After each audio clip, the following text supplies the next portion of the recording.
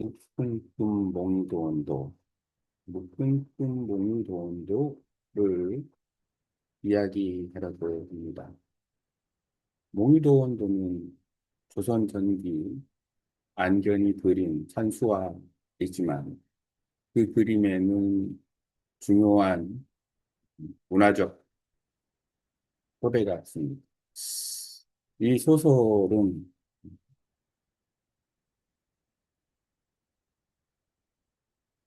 목숨꿈 몽도원도를 통해서 조선 전기의 문화사를 우선 이야기하고 그리고 역사적인 흐름, 임진왜란, 정유재란 또는 근대의 일본과 대한제국과 일본 사이 이 현대의 음, 약탈 문화재에 대한 이야기 또는 실제 그 몽유도원도의 조선 전기 문화사로서의 의미를 찾는 사람들에 대한 전반적인 이야기를 가지고 있습니다.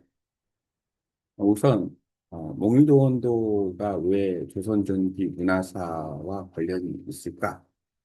1447년에 몽유도원도가 그려지는데 음, 몽유도원도가 그려진 시기에 조선 전기 시대고 조선의 제 4대 임금인 세종시아 29년, 세종의 그 29년이면은 세종 32년에 세종이 죽죠. 그러니까 어찌 보면 상당히 오랜 시간 통치한 임금 중에 하나이다. 30년이면 상당히 오랜 시간. 그 시기에 어떤 정점을 이루는 문화적인 산물이다. 그리고 역시 조선 왕조는 어, 조선은 왕의 나라이죠. 그 왕이 통치하는 나라이기 때문에 어, 몽유도원도가 그려지게 된 주요 동기 중에 하나인 세종의 두 번째 왕자 대군 안평대군에 의해서 그 그림이 일단 그려졌다라는 것. 그리고 직업적인 측면에서도 그렇지만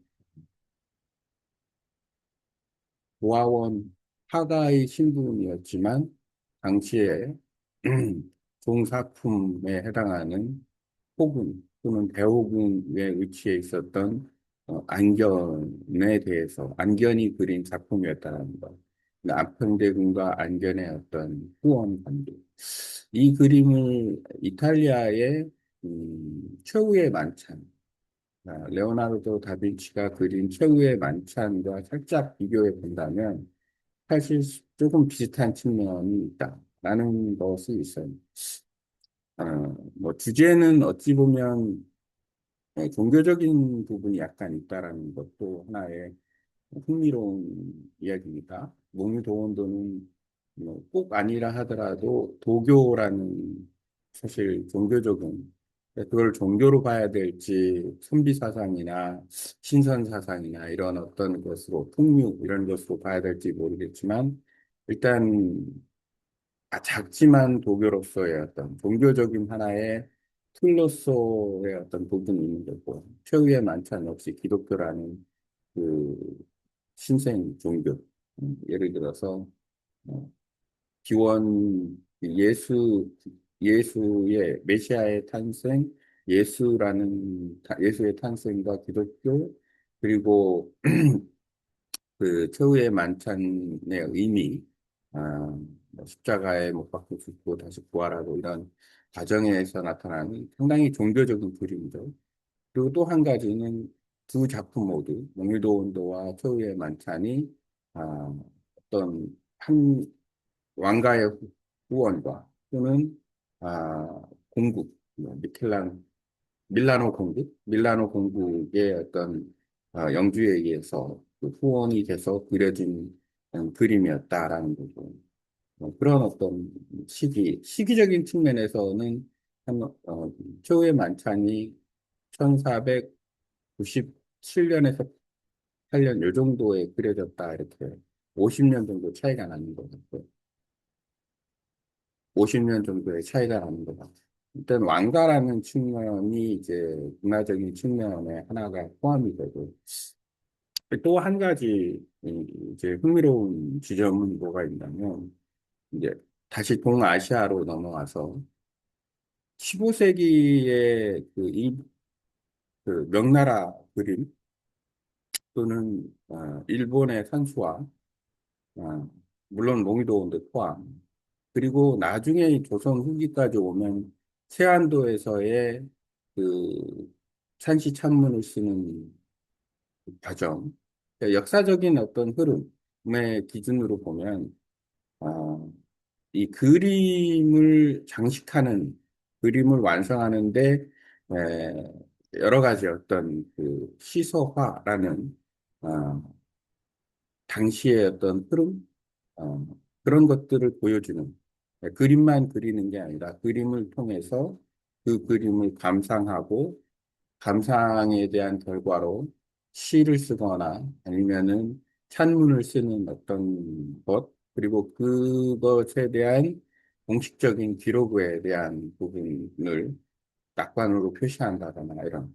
하지만 어찌 보면, 몽유도원도에는 찬시 찬문에 낙관은 존재하진 않는다. 그냥 그 자발적으로 썼든 아니면은 그 부탁을 받아서 썼든 그렇지만 당대의 21명의 의미 있는 어, 문신, 문인, 관료, 스님, 거사 등이 참가하여 그 찬시 찬문을 썼다라는 거죠.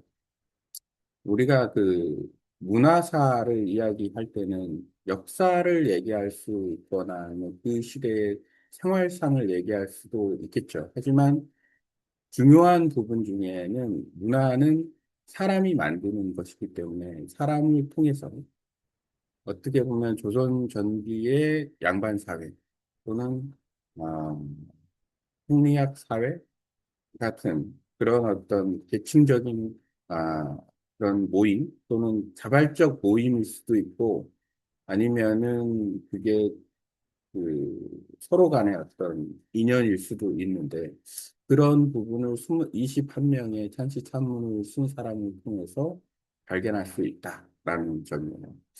대표적으로는 일단은 계층의 문화가 있다라는 거죠. 계층. 아, 쉽게 말하면 조선 시대에 아마도 그 세종 시기에 상강 오륜에 관련된 책도 삼강 오륜에 관련된 책도 편찬하고 이랬었는데 성리학적으로 보면은 이 장유 이서 뭐 이런 것들이 상당히 중요하게 여겨지는데 음, 찬시를 쓴 사람 중에는 아, 예를 들어서 안평대군을 중심으로 놓고 본다 그러면은 안평대군의 아버지 뻘 되는 쉽게 말하면 세종과 비슷한 아, 나이 또는 그 연륜을 가진 사람들이 많이 등장을 합니다. 그 중에 대표적인 사람이 강석덕이고 안평대군의 외삼촌이 되는 거죠. 강석덕은 그리고 음, 그 외에도 태종 시기에 활동했던 하연, 하연양 같은 사람, 아, 또 김종서, 정인지 이런 어떤 나이 든 사람들이 호진이 되고 또 그 당시에 90세가 되었던 천복만우라는 스님까지도 등장을 해요. 이런 연륜이 있는 사람이 찬시찬문에 참여했다라는 것도 놀랍고 그리고 이 하연의 글 속에서는 안평대군을 문단의 거두라고 칭합니다. 문단의 거두라고 얘기했다라는 것은 안평대군이 아, 그 당시 나이가 30대인데 30세 전인데 한 10년 정도를 기준으로 보면 어, 상당히 그 시서화 등에 어, 밝았다라는 것을 알 수 있고, 음, 문단의 거부라고 칭할 수 있다라는 것은 곧 그만한 능력과 이미 자질과 그 실력을 겸비하고 있다라고 보면 돼요. 그렇게 그 영의정까지 지냈던 하연량이 아부하려고 안평대군한테 문단의 거두라고 하지는 않았을 거다. 그만한 자질과 어떤 그 능력이 있기 때문에 안평대군에게 그런 이야기를 했을 것 같고, 그런 어떤 계층적인 부분이 있고. 그리고 이제 두 번째로는 약간 안평대군보다는 한 5년에서 10년 정도 위 세대가 있어요. 그거는 어떤 선배 세대? 있는데, 그 세대를 이렇게 칭한다라는 거는, 뭐, 최항, 김담, 김수원, 등이 이제 그 세대가 되는 거고, 그리고 그 중에서 이제 최항과 김담은 오늘 성균관에 대한 이야기를 좀 해보려고 하는데, 이게 다 정리가 될지는 모르겠지만, AI로. 어쨌든 그 최항과 김담은 성균관에서 공부하는 것이 거의 확실하다.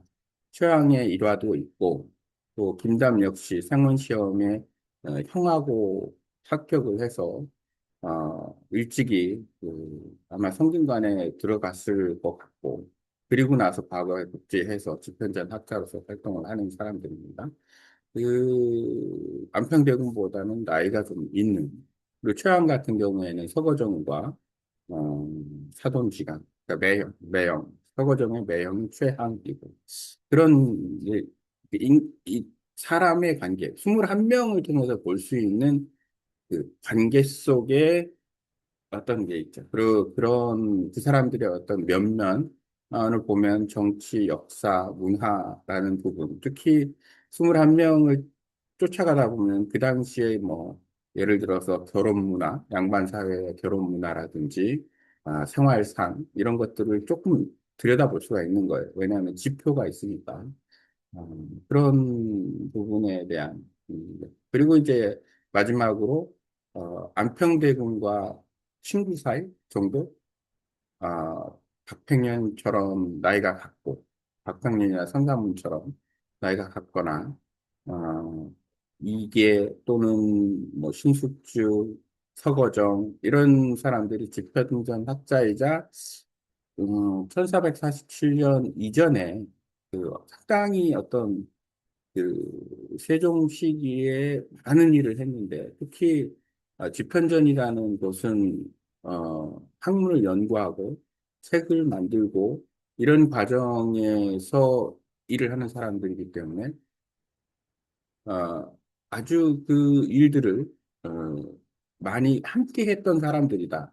공감대가 상당히 큰 사람들이죠. 그러니까 어떻게 보면은 안평대군이 이제 비해당이라는 곳에서 거주하면서 또는 다른 곳에서 거주하면서 교류도 했겠지만 사적인 교류보다는 공적인 교류도 상당히 많았던 그러면 그 공적인 교류라는 것 자체는 뭐냐면 그냥 지금에 따지면은 뭐 예를 들어서 뭐 이재명 정부에 뭐 나는 비서실에 근무하고 나는 뭐 정무실에 근무하고 뭐 나는 또 도지사를 지내고 이런 식의 어떤 공적인 업무를 같이 하던 사람들이 또 그런 어떤 문화적인 어떤 문학 또는 문화적인 어떤 일들을 같이 이렇게 영유하는 그런 문화적 특성을 가지고 있다는 거. 물론 이제 그 여러 가지 측면에서 이 정도로 일단 문화적인 이야기는 그만하고 오늘의 주제는 성균관입니다. 성균관. 성균관에 대한 이야기를 한다면 몽유도원도도 사실은 그 현재의 그 일본 천리대학 도서관에 보관이 되어 있고 찬시 찬문도 그대로 남아 있기 때문에 이런 것을 연구하기에 아주 좋은 것 중에 하나이지만 성균관 역시 잘 보존돼 있는 그리고 성균관에 관련된 기록도 잘 보존돼 있고 어, 고려 때 국자감 성균관, 지금의 성균관 대학교 이렇게 연관성이 쭉 이어져 있는 성균관 대학교 쭉 연관성이 이어져 있는 교육기관으로서 어찌 보면은 조선 시기의 그 문화의 특성을 드러나주는 교육기관으로서 교육제도로서의 문화의 특성을 드러내주고 조선이 성리학의 사회의 기반이 될 수 있는 장소 중에 하나가 성균관이고 옛날 얘기도 아니고 현재로서도 성균관이 있고 그렇죠. 관심 바뀌지만 그런데 이 몽유도원도 속에 등장하는 인물들이 특히 마지막에 탄시찬문을 쓴뭐 이게 표구상에서의 마지막인지는 모르겠지만 성균관 사의 최유라는 사람이 나와요. 사에 어떤 사람이냐면 음악을 가르치는 사람입니다. 거기에 또 등장하는 사람이 박연이기도 하죠. 박연도 그 당시에는 나이가 아주 많았던 원로 중에 한 사람인데 성균사의 최유는 아마도 나이가 많을 것 같아요. 뭐 안평대군의 스승 정도 되지 않을까라는 생각을 해봅니다. 음, 성균관사의 최유에 대한 기록은 어딘가에서 찾아볼 필요가 있어요. 왜냐하면 성균관사에는 성균관에 당시에 2명 내지는 3명 정도밖에 없는 음악을 가르치는 일종의 교수님인 거죠. 그 외에 이제 성균관하고 어떤 관련이 있냐? 생원 시험이나 진사 시험에 합격한 사람들은 성균관에 입학할 수 있었다라는 거죠. 그 중에 김담 같은 사람이 대표적으로 행원 시험에 합격했고, 신숙주 성삼문 그 집현전 학자들도 아마도 성균관 출신이지 않았을까라는 생각은 해보는데, 그거는 기록을 찾아봐야 되는 거고. 그리고 이 안평대군과 수양대군은 12, 3살에 성균관에 갔다라는 게 조선왕조실록에 남아 있습니다. 또한 최항이 아, 음서라는 거는 아버지가 잘 나가서 아니면 뭐 할아버지가 잘 나가서 고위 관료를 지냈기 때문에 음서로서 이제 성균관에 입학해서 뭐 최항의 그 소나무라고 하는데 그 이야기를 들어보니 최항이 심심할 때마다 그 소나무 아래에서 공부했는데 나중에는 최항이 어, 과거 시험을 잘 봤다.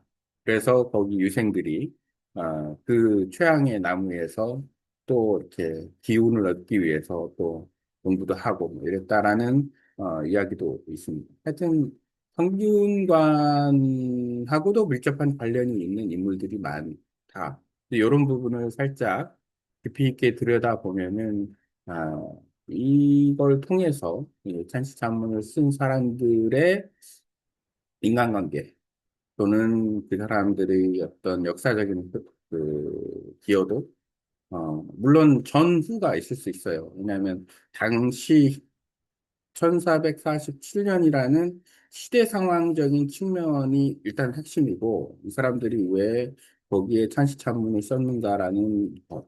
그리고 핵심은 아마도 그게 1447년에 바로 되지는 않았을 거다. 특히 김종서 같은 사람은 그 당시에 충청도 순찰사를 맡아서 있었기 때문에 시기적인 측면에서 봤을 때 1447년에서 뭐 1450년까지도 그 천추천문을 쓸 기회가 있었을 것이다라는 부분이 있다라는 거죠. 어쨌든 아, 이 농기도 원도를 통해서 조선전기 문화사를 살펴볼 수 있다.